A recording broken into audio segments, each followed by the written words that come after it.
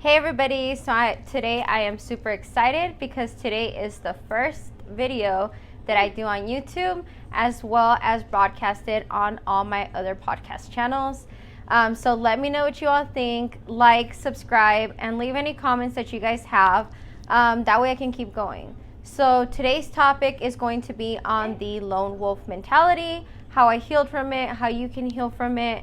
And I really want to hear your feedback on this one because I still have a couple moments where I have to remind myself that I am not truly alone and everything is not on me. So let me know what you guys do to kind of combat that as well. Okay, thank you everybody. Bye-bye. Okay, everybody. So the lone wolf mentality. So for me, that definitely meant I felt like I was alone in a lot of my ways of thinking. I felt like the way that I chose things were definitely like, oh, it's just the way I think and that's it. Nobody else really thinks like me. Another part of it would also be just in the way that I am with people. So I am close to very few people and I tend to do my own thing a lot. I used to do it a lot at first because I didn't want all the drama with other people. I didn't want, like, oh, she's hanging out with these people, or hey, she prefers these people, just because of the position I had. So that was always something for me where I was like, I had boundaries with coworkers. I had boundaries sometimes even with family, just because I didn't want to hear, again, the rumors, the drama, which I'm pretty sure every family is part of. And I've always just been a different person. I had a lot of things happen to me as a kid when it came to like spiritual things that I felt, things that would happen in my home. And I am a very private person, so I would just keep all that in just because I knew how that would sound. And of course, to other people that would hear me kind of say things, they thought it was weird. So I just preferred to keep in my own bubble and that's it, right? That was definitely my mentality of it. Even growing up, I did feel like that. Even up until like recently, to be very honest with you, I didn't really tell a lot of people. I will admit, I think it was like my kid's dad. I probably told a lot of the things to, which he also kind of shared some things with me. And that's somewhat of a connection that we had for a bit, until he kind of lost it and, it turned into I shouldn't be hearing or talking about these things because he felt like it was amplifying things that were happening around us. So that's kind of how I felt for the longest. I just felt like I was different and I was fine with it, believe it or not. I actually like being alone a lot. I talk to a lot of people. Let me kind of reverse that a little bit too. A lot of people talk to me. They feel very comfortable with telling me a lot of things. Sometimes it's as simple as, like the other day, I just said good morning to somebody and this person, started talking about how it was like a good morning, how it's going to be a good day. And then he just started going into his whole life story, which, believe it or not, ended up actually helping me out at the moment, because I was making a decision. But at the same time, it threw me off just how comfortable this person was with me to start telling me all this. And a lot of people have that with me, where they start telling me things, sometimes like very personal things, and they will even kind of stop mid-sentence sometimes and be like, I can't believe I'm telling you this. And sometimes I'm like, I know this sounds so mean, but there was a time where I would kind of be like, I don't want to hear all this, or like I don't care. Not that I didn't care, but I was just, I didn't want to get close to people. And I still kind of have a boundary to it. I'm not saying, I full on talk to everyone, but I have somewhat of a boundary. And, I think one of the biggest things with this lone wolf mentality is you kind of do try to fit in to a certain point. Like I knew there was certain expectations of me, specifically through my family. And I cannot fill that mold.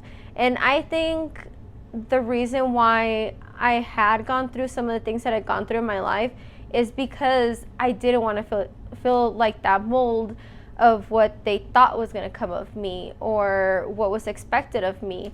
And so I made decisions thinking that I was making the right ones to please others that honestly, at the end of the day, I wish I would have been strong enough just to say, hey, this is not for me. I'm going to swallow my pride here, and I'm just going to, either go home or, figure something out. But I didn't.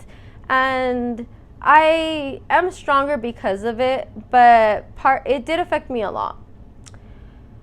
So another thing too that comes with this lone wolf mentality is you start seeing all the things you can achieve on your own. Like for me, I'm not going to say I 1,000%, have done everything. A lot of people have helped me along the way when it comes to, babysitting, when it comes to learning certain functions of my job, when it comes to,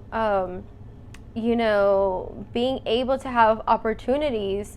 I definitely thank those people, and I don't want to take away from them. But at the same time, I see where my hard work and things that I feel that I do kind of offset that. And I think that's one hard thing about the lone wolf mentality is you start feeling like, hey, this is me, which is awesome, to know that you did something on your own.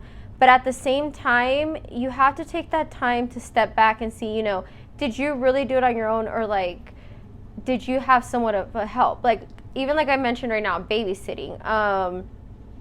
I was truly blessed when it came to my son and with my daughter. I've always been able to have some sort of help with them when it comes to babysitting. And for that, I am truly grateful for. I would not be able to be in the position I am. I would not be able to do half the things that I do if I didn't have that support when I did. And I think a lot of us sometimes see, we succeed in one part of it, but we don't consider the other parts of it. And that's something that I even had to learn. It's that gratitude of what got you there. And I'm not trying to take away from like you did it, for whatever your subject is.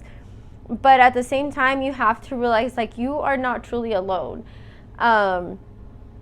You always have, someone that always helps you out somehow. And I think that's where we have to be open to receiving that help sometimes, or even just admitting that we need help.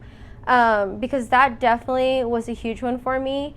I felt so alone, and I felt like I had to pull myself out of everything that, I completely just broke down. I will truly admit that. I completely just broke down.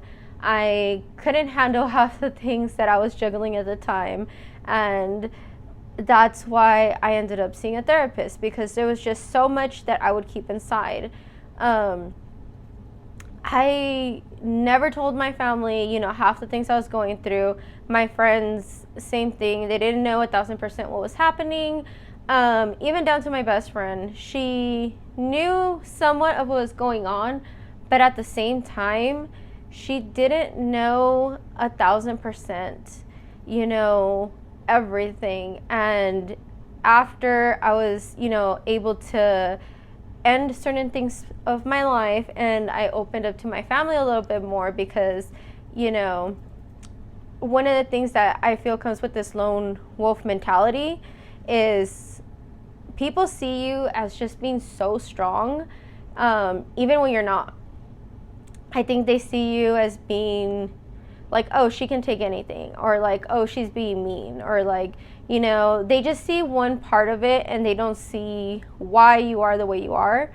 I definitely get that perception of being very strong and being very mean, like 95% of the time, I want to say. And a lot of people don't see why, like I snap at certain people, or why I get upset about certain things, or why I get very, very triggered when people like break certain boundaries.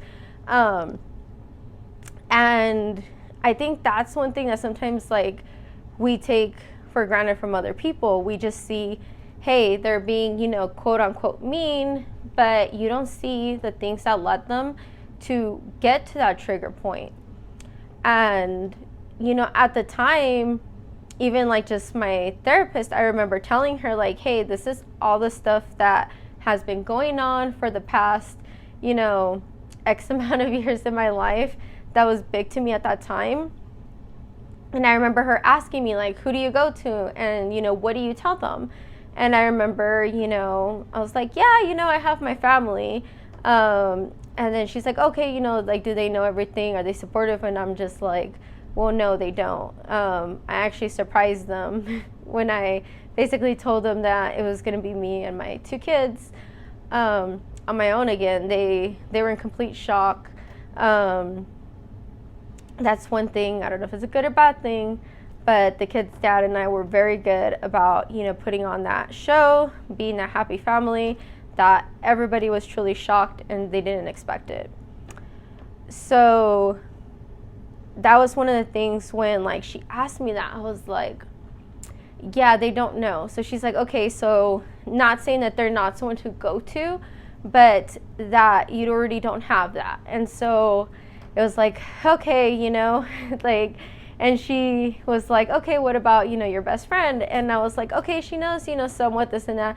And she's like, okay, well, that's another thing too. Like, you isolated yourself, and that's something you need to work on. And it wasn't anything bad towards my family. It's just I needed to get out of that isolation, which did not mean I had to, 1,000% tell them everything, go into details, but I needed, for me to feel comfortable enough, I needed them to support me, and they couldn't support me in something they didn't understand. And that's kind of what she explained to me. And that was one of the best advice ever, because I know once I started talking to my mom, she got the hint.